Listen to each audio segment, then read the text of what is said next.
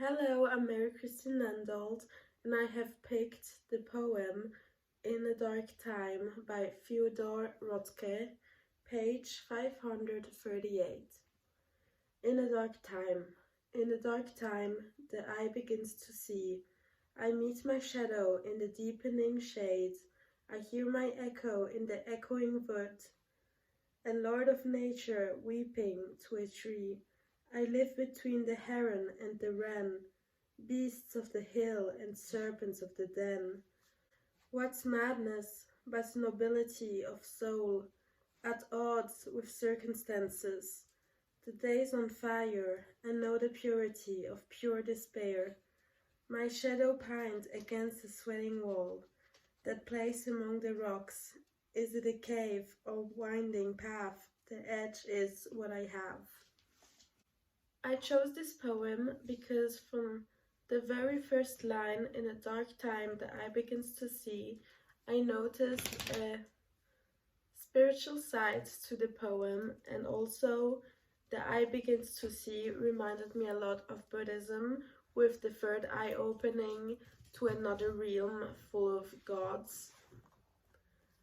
I meet the shadow. I interpreted this as confronting his dark side that maybe only comes out when he's at his lowest part in his life.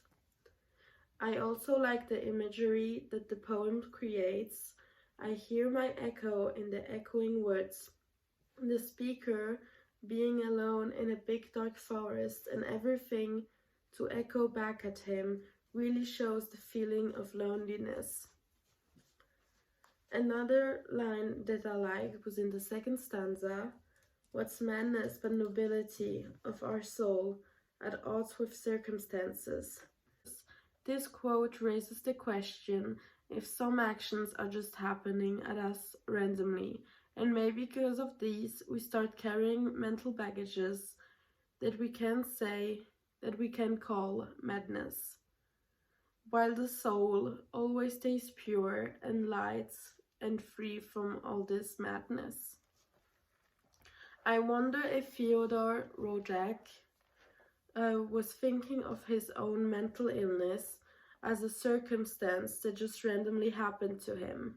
He also seemed to be confused when stating in the later part of the stanza, is it a cave or is it a winding path?